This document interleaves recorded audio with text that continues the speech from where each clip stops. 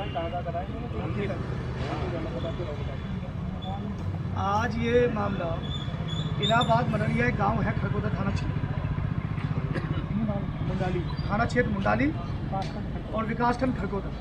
उसके सारे भारतीय जनता पार्टी के और संघ के कार्यकर्ता आज आए। उसके पूर्व में ही सीएमओ मेरठ द्वारा एक फर्जी आदेश किसी फर्जी कंपनी को दे दिया गया कि हेपेटाइटिस बी और टाइफाइड जैसे महत्वपूर्ण टीकाकरण किसी एनजीओ को दे दिया, जबकि नियम ये है विशेष आपदा में किसी एनजीओ को दिया जाता है और एनजीओ के साथ साथ स्वास्थ्य विभाग का कोई आदमी रहता है।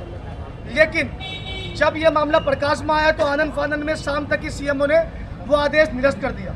हमारी मांग है 150 से प्लस लोगों को ये टीकाकरण लग चुका है। 150 प्लस में से एक 12 साल के बच्चे की तबीयत खराब है, उसका बुखार नहीं उतर रहा है।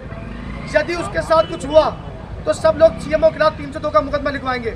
इसके साथ साथ हमने आज डीएम साहब से कहा, क्योंकि जिला स्वास्थ्य समिति के अध्यक्ष होते हैं जिलाधिकारी मेरठ, इसमें एक प्रतिरक्षण अधिकारी नोडल अधिकारी होता है, टीकाकरण अधिकारी होता है, जिसकी परमिशन लेनी पड़ती है। लेकिन सीएमओ इतने शेर निकले कि इतने भ्रष्टाचारी है, बिना किसी की परमिशन से एक आदेश दे दिया है।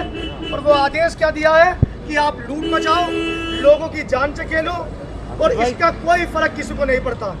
आज जब ये मामला आज हमने डीएम साहब से पूछा और डीएम साहब की संज्ञान में डाला तो इसमें हाथों हाथ डीएम साहब ने कहा मुझे समय चाहिए। थाना मुंडाली क्षेत्र और स्वास्थ्य खंड विकासखंड खरगोदा गांव इलाहाबाद मंडिया के लोग अब से 3 दिन पहले सीएमओ ने एक नौसिखिया कंपनी को हेपेटाइटिस बी और टाइफाइड जैसे टीकाकरण के एक आदेश दे दिया। और वो आदेश भी क्या था कि लोगों की जान लो। ये आदेश देना जब पड़ता है, ये नियम ये है WHO का, जब विशेष आपदा आए तो उसमें एनजीओ टीकाकरण कर सकते हैं, लेकिन स्वास्थ्य विभाग के लोग रहेंगे। लेकिन सीएमओ भ्रष्टाचार में इतने लिप्त है और इतने गरूर में है कि उन लोगों की जान जाती हो जाओ। उन्होंने एक नौसिखिया एनजीओ को दे दिया। जनता पार्टी और संघ के कार्यकर्ताओं ने उनसे पूछा कि आपने किसने भेजा है, तो उन्होंने कहा किसी फैजान नाम के व्यक्ति ने हमें भेजा है। भाई फैजान कौन है, कुछ नहीं बता पाया। जब वहाँ पुलिस आई, पुलिस के बाद देखा गया तो सारी वैक्सीन, क्योंकि सेंसिटिव वैक्सीन होती है, सारी वैक्सीन खुली हुई थी। इतने एंगल पर लगती है, कुछ नहीं पता। आपने क्या कोर्स कर रखा, कुछ नहीं पता। क्या करते हो, कहीं नहीं। किसने भेजा है, फैजान ने भेजा है। कोई परमिशन है, पता नहीं। इन सब लोगों के साथ जब पकड़ा गया और जब सीएमओ गिरता दिखा तो उन्होंने एक आदेश भेजा और ये कहा डीजी हेल्थ का है। हमने कहा डीजी हेल्थ का तो है, ये नियम तो हमारे पास भी है। तब हमने ये जांच कराई तो आनंद फानंद में शाम तक ही सीएमओ ने ये आदेश निरस्त कर दिया। जब भाई ये आदेश आपने दिया है और डीजी हेल्थ का है, जब आपने आदेश दिया तो निरस्त क्यों करा? और निरस्त करा तो हमारी आज मांग है कि इसमें एक प्रतिरक्षण और नोडल अधिकारी होता है, उसके बिना आदेश के आपने एक आदेश जारी कर दिया। जिला स्वास्थ्य समिति के जो अध्यक्ष होते हैं वो जिला अधिकारी होते हैं किसी भी जिले के, आपने उनके समकक्ष नहीं रखा कोई भी मामला और सीधा आपने आदेश कर दिए।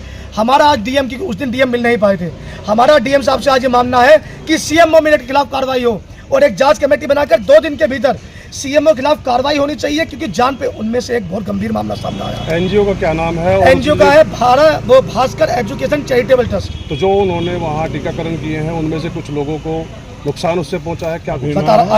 अभी 12 साल का एक बच्चे का जब से टीका लगा है तब से उसका बुखार नहीं उतरा है।